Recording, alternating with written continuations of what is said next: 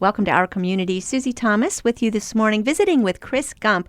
She is, I'm going to take a deep breath and say your title, the Director of Community Events and Sponsorships at the Canton Regional Chamber of Commerce. Good morning. Hi, Susie. And from now on, you are Chris from the Chamber. That sounds good to me. Okay. And I think a lot of people look at you, of course, for the Pro Football Hall of Fame Festival and all of the events. But what is that relationship, really, between the Chamber and the Hall?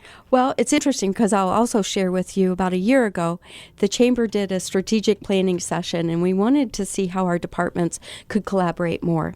So we added an events department that was at the Chamber that did all our business events and some downtown events. And then, of course, we had the Enshrinement Festival department that did and planned and staged all the Enshrinement Festival events. So we merged the two, and now we have a huge events department, which is now my title as Director of Community Events and Sponsorship. So not only does the Chamber do all the Enshrinement Festival, we do all the Chamber events. So that was a new merger for us, and it's going really well. And we're excited to put on great events for the Chamber. We just had our Business Excellence Awards and honored 7 really, really fabulous businesses in our community. And then we have Canton Blues and some other events that are coming up. So we're really busy and excited. But to your question about the relationship between the Chamber and the Hall, we have a 53-year history of a partnership. When the Hall opened its doors, they came to the Chamber and said, hey, we need some help. Can you help us take care of the families when they come to town? And that's how the dinner and the fashion show started and the parade, and they asked the Chamber. And so that's how that partnership started. Fast forward all these years later, Wow, yes. We have a fabulous partnership, and Denny Saunier is really fabulous and taking the lead with when David Baker moved to town 2 years ago. And we're so fortunate to have such great minds that see the focus and the vision of where we're going to go. It's so exciting to see really the trio of organizations when you look at the convention. Visit Canton now, Visit the Canton. Convention and Visitors Bureau, along with the Chamber, along with the Hall. And you can't forget the city. And the city of Yep. Canton. How do you all click together so well?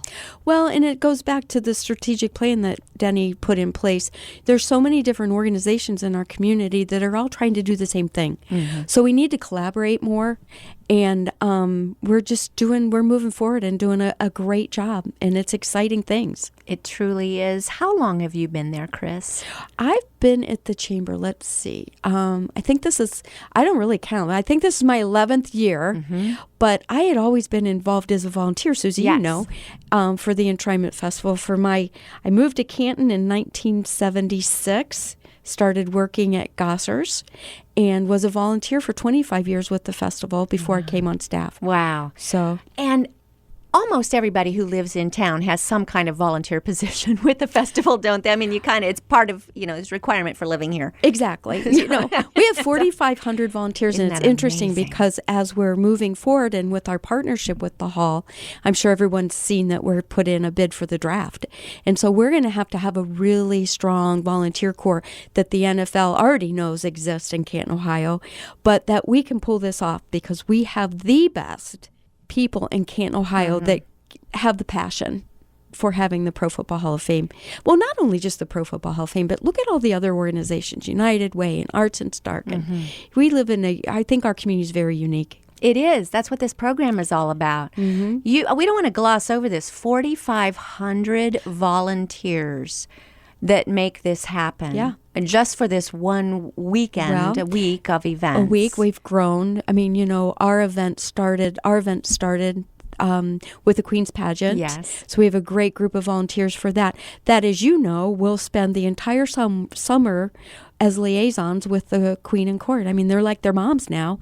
But these girls are such professional young women, they don't need moms. They just need somebody to get them to where they need to be. And they'll represent Canton as well as the Enshrinement Festival. And I love all the community service that they provide. That's what's really grown out of the Queen's Pageant. It's not a pageant. And we're so thankful to Malone University for their support. They sponsor the Queen's Float, that many of these girls participate in the pageant because they remember going to the parade and watching the Queen and Court ride down the route on that beautiful float. And so, while that is a benefit for them, their reason for participating and wanting to be on the court or Queen is to represent our community. And they do so much with Habitat and they work with Margaret Reeves and just turnaround community outreach. It's just amazing. And so when they're done at the end of the year, they walk away with way more than what they thought they would ever get out of it. Yeah, it's so cool to see. Your personal history started 25 years as a volunteer, and then you liked it so well, you thought, well, maybe I might I as well should get paid. for this. I'm going to get paid to do this. Yeah, that's right. And that occurred to someone else, too. I know they're delighted to have you.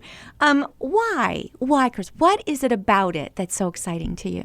I think that, first of all, I've made so many friends and connections through my involvement with the Enshrinement Festival. I mean, the people you meet, it's a friendship. It's like a fraternity or a sorority of just realizing that the impact you're going to have in our community. Susie, when you travel and somebody says, "Where are you from?" And you say, "Oh, I'm from Canton, Ohio." And they go, "Oh, the Pro Football Hall of Fame." Yeah. I mean, we can't lose sight of that. Right. That the impact that we have in our community is just, it's amazing. And it gives you such pride to be involved with something. And it's just growing. I mean, with the village in 5 years, we're Canton, Ohio. It's like David Baker says, when he talks to the guys that say, it's not you're going to be inducted into the Pro Football Hall of Fame. You're going to Canton. Yes. You're going to Canton. Yes, it's such a game changer, literally.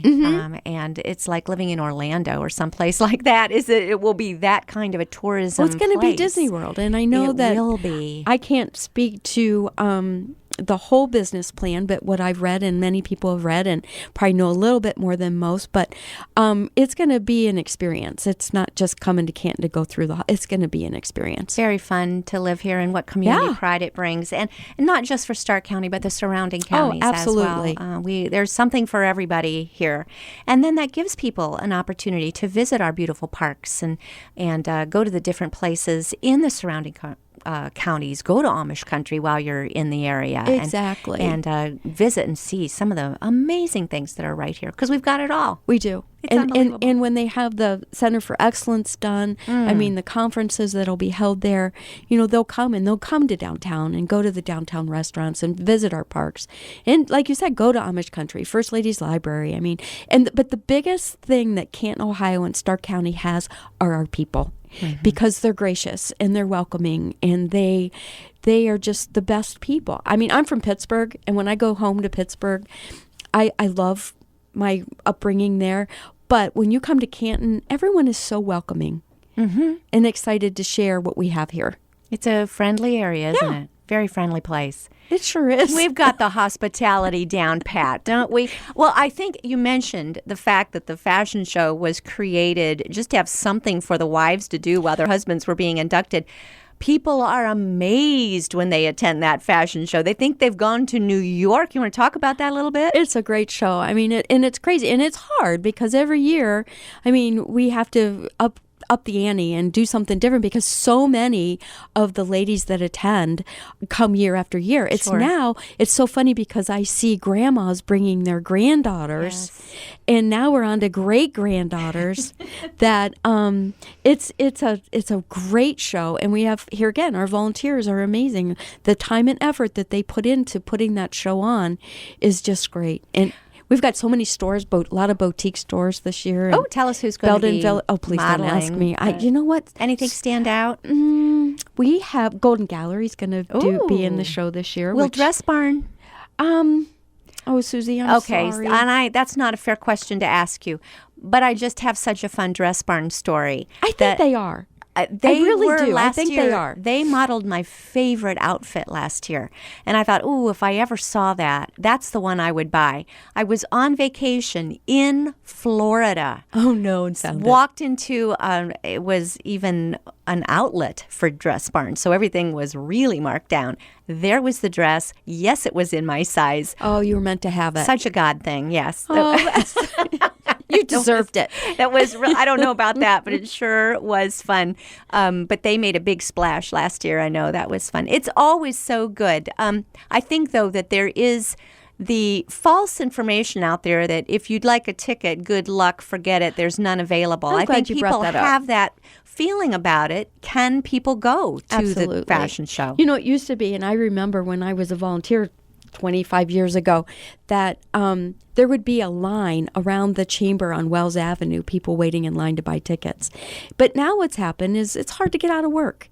And it used to be that employers would send their ladies to the fashion show. But I mean, we're talking 4,000 women. That's nothing to sneeze at. No. So now we have 3,500 women. There are still tickets available. And absolutely, you should, if you've never gone, you should make an effort to go. Absolutely. Because it is truly a great show. The lunch is fabulous. And our caterers that we work with are just amazing. They don't cook on site. It's all brought in. And think about the dinner. They cook over 4,000 steaks in the parking lot. Unbelievable. And they're fabulous. Something that used to take place, which I always thought was amazing, and I made the point one year to go to every single one of those meals, was the fact that they would have the mayor's breakfast. Yes. And then all of the decorations would change. Yes. All the color scheme would change. Everything would change. And they would do the fashion show luncheon. And then everything would change. All the color scheme, decorations, you have it. Everybody would go home, put on their sparkly duds, and come back for the enshrinement dinner. And it was just an amazing thing to see that all take place in the same room in one day. They got smart and divided this all up. So tell us what this looks like today, because that was fun. Oh, it was fun. But it probably made everyone a little crazy. You were exhausted by the time it was over, but it was a great exhaustion. It was like that adrenaline. So now it's interesting because we have the fashion show luncheon, which is on Friday, and the dinner used to be on Friday. So now we have the dinner is now on Thursday because the NFL Network came in and said, hey, this is a great event. We want everybody all over the country to see this. And so they actually filmed the dinner live. And so that's done on Thursday. Friday is the fashion show luncheon. Friday night now is the Tim McGraw concert, concert for legends. Saturday is of course, the grand parade, the enshrinement. And then Sunday is the entrainees game day round table. And then you go to the game and it's just a jam-packed, fun weekend. And with this year, with Brett Favre coming in, we're going to have a lot of cheeseheads in Canton, Ohio, I think. You've got a couple of very famous names coming in. I'm not very good at knowing who all of these people are. By the end of the week, you are. Absolutely. But before, when I hear the names, I'm like, my husband would know. But you got Tony Dungy coming. I know, isn't Yes, that amazing? And you probably know a lot more about Tony Dungy than I do. So cool. And Brett Favre. So there are some very, very famous names that are coming in. Tony Dungy, isn't he a minister? He does. He actually has, last year he came and spoke at our church. So he hopefully will be doing some of that while he's in the area as well. Wonderful man. Wonderful speaker.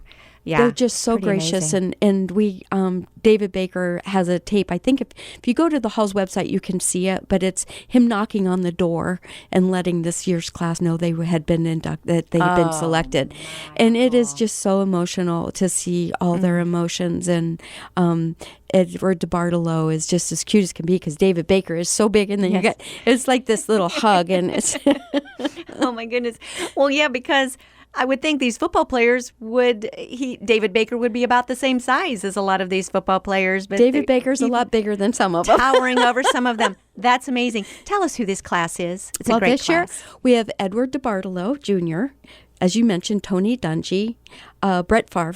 So it was funny because when David Baker knocked on his door, he kind of peeked out, and it was kind of like everybody knew he was going to get in the first year. But he still had this humbleness about him that is just so great about all these folks. Kevin Green, Marvin Harrison, Orlando Pace, Ken Stabler, and Dick Stanfield. Well, see, I know more than just a couple of those names, so very cool. We've got to take a break, but we're with Chris Gump from the Hall of Fame Enshrinement Festival. You're listening to Our Community.